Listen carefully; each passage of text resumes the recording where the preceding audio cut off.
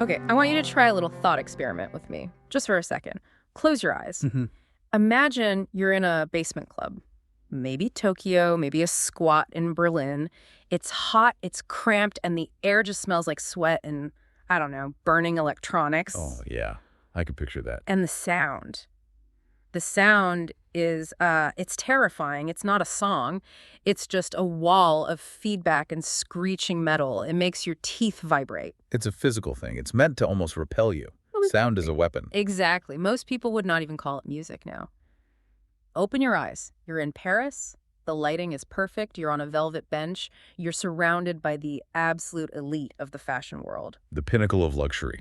Total exclusion. So you'd think, right, that these two worlds, the sweaty noise dungeon and the high fashion runway, they should never meet. They're like oil and water. One is about destruction, the other is about perfection. But that's what our deep dive is about today, this bizarre phenomenon where they don't just meet, they're practically married. We're looking at high brands and noise music. It is a really fascinating contradiction. We're looking at a bunch of research today, including a big column from MMR and data on brands like Balenciaga, Comme des Garçons, Prada.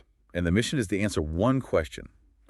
Why is the most commercial industry on Earth obsessed with the most anti-commercial art form? And just to be clear here, we're not talking about, like, edgy rock music, not even heavy metal. We are talking about noise. Correct. We're talking about dissonance, industrial clanging, white noise. Yeah. Frequencies that are, arguably painful to listen to. And somehow, this has become the ultimate accessory for selling a $5,000 handbag. See, that's the part I can't wrap my head around yet. If I'm a luxury brand, my job is to seduce the customer. Buy this, feel good, look pretty. Why on earth would I blast them with the soundtrack that sounds like a factory collapsing? Well, that's the paradox, isn't it? It seems totally counterintuitive, but if you look at the psychology of it, it actually makes a strange kind of sense. It comes down to a concept the research calls anti-commercialism as brand value. Anti-commercialism as brand value.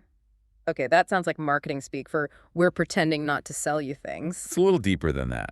I mean, think about where noise music came from. Artists like Merzbow in Japan. Yeah. Or the early industrial scene in the UK. They weren't making this stuff to get on the radio. No, they were making it because they hated the radio. Exactly. It was an antithesis to melody, to structure, to capitalism. It was sound that refused to be a product. It was a foreign object, a total rejection of the system. Right. Now look at the luxury market. It's saturated. Yeah. Everything is pretty. Everything is polished. You scroll through Instagram and it all just blends together. If you're just another brand with nice clothes and nice, pretty music, you're safe. Yeah. You're safe. And in high fashion, safe is death. Yeah. Okay, I think I see where this is going. So the noise is a differentiator. It's like a splash of cold water in your face. The source material uses a really powerful word for it. It calls noise a poison. A poison? That doesn't sound very marketable. But think of it like a vaccine. You inject this tiny bit of poison, this uncomfortable, harsh, ugly sound, into this beautiful, polished runway show. And by doing that, the brand prevents itself from becoming boring. It proves it's still dangerous. They call it the destruction of harmony. It's dramatic, but it serves a function. You can't really appreciate the beauty of a garment if the whole environment is just too perfect. You need some friction. There's a brilliant quote in our notes from the designer Yohji Yamamoto. Oh, what does he say? He says, "Clothes need silence, but sometimes a roar that destroys it is useful." I love that. A roar that destroys it. It's like, you know when you see a perfect diamond photographed on a piece of rough, ugly concrete? Yes, exactly. The roughness makes the diamond look even sharper, more perfect. That is the perfect analogy. The noise visualizes the margins of the clothing. It's not just background music. It's a spotlight made of sound. And different designers use this spotlight in very different ways. Okay, let's break that down. Looking at the research, it seems like we have, three main tribes of noise in fashion? You've got the deconstructors, the aggressors, and then the elegant glitchers. Let's start with the deconstructors. And that leads us straight to the church of Rei Kawakubo and Comme des Garçons. Kawakubo's a legend. But I usually think of her visual work, taking a dress and ripping it apart, adding lumps where they shouldn't be. How does that translate to sound? She treats sound the exact same way she treats fabric. She's been doing this since the 80s. For her, the whole theme is the deconstruction of beauty. She doesn't want you to just sit there and think, oh, what a pretty dress. She wants you to question what a dress even is. Precisely. Yeah. So the music has to do that too. She works with heavy hitters like Merzbow, who's pretty much the godfather of Japanese harsh noise, and Keiji Haino. But also modern artists like Florian Hecker, who creates these, You could call them modern acoustic works. It's sound that messes with your sense of space. There was a specific example in the notes that caught my eye. The Fall-Winter 2025 show, Smaller is Stronger. What happened there? It mentioned the volume of black. Okay, so this is where it gets really cool and technical. They used low-frequency drones. Hold on. For anyone listening who isn't an audiophile, when we say drone, what are we actually talking about? Good question. A drone is just a continuous, sustained tone. No melody, no rhythm, just a hum. In this case, they used sub-bass drones. These are frequencies so low you almost feel them more than you hear them. Okay. And the goal was to amplify the visual volume of the black fabric on the runway. Wait, how can sound amplify a visual? How does that even work? It's a phenomenon called texture synchronization. The idea is that the deep vibrating bass actually made the black clothes feel physically heavier, more intense to the audience. You're not just seeing the black coat, you are feeling the weight of it in your chest because of the sound. That's wild. So it's not a fashion show, it's a 4D experience. It's a sensory manipulation. And Yuji Yamamoto, who we mentioned earlier, he does something similar. But he uses contrast. He's heavily influenced by improvisation, so his technique is often to play very quiet, stark, classical music, like a single piano. And then suddenly, bam, a wall of roaring feedback. Is that just a jump scare to wake people up? It's more than that. It's about creating the Japanese concept of negative space. The gap between that silence and that roar creates a tension that forces you to focus entirely on the model. You're afraid to look away. So for the deconstructors, noise is a tool to make you look closer. But then we have the second group, the aggressors. And I'm looking at Balenciaga. This feels different. This doesn't feel intellectual. It feels hostile. Balenciaga, especially under Demna, is a whole different beast. This is where we move from intellectual deconstruction to what the source calls aggressive beauty. I've seen clips of these shows. The models look like they're fleeing a war zone. They're walking through mud pits, snowstorms, literal ruins. It looks miserable. It's an aesthetic of collapse. And the sound has to match that apocalypse. They're not using abstract drones, they're using industrial noise. Okay, define industrial for us here, because I think people imagine a factory, but it's a specific genre of music, right? Right. Industrial music started in the late 70s. It used sounds of heavy machinery, metal grinding, distorted vocals, all to explore themes of control, decay, societal decline. It's cold, mechanical, and very harsh.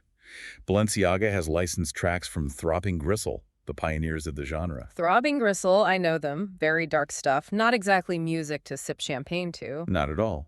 And Balenciaga also works with a sound designer, BFRND, that's boyfriend, who creates these custom scores designed to be anxiety-inducing. They use artists like Puce Mary, whose work is just incredibly intense. But why? Why make the customer anxious? Here's a $3,000 hoodie. Also, please have a panic attack. It goes back to this idea of realness. Luxury is usually escapism, right? Buy this watch, you'll be a pilot. Balenciaga flips that. They're saying, the world is ending, everything's falling apart. Here is the armor you need to survive it. Wow. So the noise validates the worldview of the clothes. It creates this cult-like feeling. If you can withstand the noise, you're part of the tribe. You get it. Yeah. And speaking of cults, we have to talk about the high priest of this vibe, Rick Owens. The Lord of Darkness, I've heard his shows are physical, like you need to bring earplugs. Physical is an understatement. The source calls it ritualistic immersion. Rick Owens isn't just playing music. He's trying to alter your state of consciousness. He uses frequencies that physically shake the entire venue. Is that like the brown note territory? Are they trying to make people sick? Not quite, but it's close. It's infrasound. He works with drone metal bands like Sun-O. And their music is just incredibly slow, heavy, down-tuned guitars. It sounds like tectonic plates shifting. It sounds oppressive. It's meant to be. The source calls it a visceral, almost religious experience of bass and dread. You're trapped in his world. You can't talk to the person next to you because the bass is rattling your lungs. It elevates the show from a sales presentation to a ceremony. It's like entering a brutalist temple. You have to surrender to the designer. Exactly. You're not a shopper anymore. You're an acolyte. Okay, so we've got the intellectual puzzles of Comme des Garçons, the doom cult rituals of Rick Owens. But I'm looking at the list here. Prada, Gucci. I associate them with glamour, not industrial basements. Surely they aren't blasting harsh noise. This is our third group, the elegant glitch. And Prada's is fascinating because they treat noise as a signifier of intelligence. Explain that. How can noise be intelligent? Think about the sound of the modern world. Not nature, but the modern world. The hum of a server farm, The white noise of traffic, the sound of a corrupted data file. The sound of technology. Right. Glitch art is all about the aesthetic of error. When digital systems fail, Prada uses these urban noises and glitch sounds to code non-daily life. They work with artists like Ryoji Ikeda, who makes music out of raw, data sine waves, blips, static. It's very minimal, very precise. So it's clean noise. It's not a mud pit. It's a laboratory. That's a perfect way to put it. It's sterile. Yeah. There's a sound director named Frederic Sanchez, who's a legend.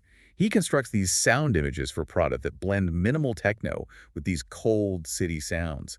It says, the woman wearing these clothes isn't just rich, she's complex. She lives in the future. It's like the soundtrack to a very expensive, clean sci-fi dystopia. And then you have Gucci. They use an approach the source calls the clash. Not the band, the clash. No, the concept of a clash.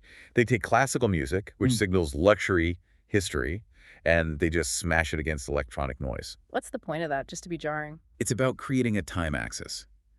It shows that the brand has one foot in the Renaissance and one foot in the chaotic present. They've used artists like Alessandro Cortini, who plays synths, for 9-inch nails. 9-inch nails and Gucci. If you'd told me that 10 years ago, I would have laughed. But it works. Under Mark Ronson's production, they've mixed traditional tracks with modern distorted vocals. You get that foreign object effect again. If you just play Vivaldi, it's a costume drama.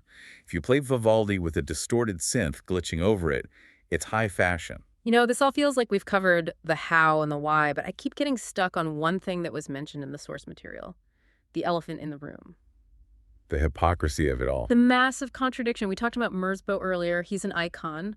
But his whole philosophy, his themes, they're about environmentalism, animal rights, anti-consumption. He is fundamentally against the idea of mass-producing stuff just to sell it. Correct. He's an anti-capitalist artist. And yet, his sound is being used to sell the most exclusive, high-status consumer goods on the entire planet. Isn't that, I don't know, tragic, or at least deeply ironic? It is the ultimate irony, and the source material really highlights this. The most anti-commercial sound in the world is being commodified. But, and this is crucial, there is a precedent for this. You're thinking of punk, aren't you? Exactly. Look at Vivienne Westwood in the 70s.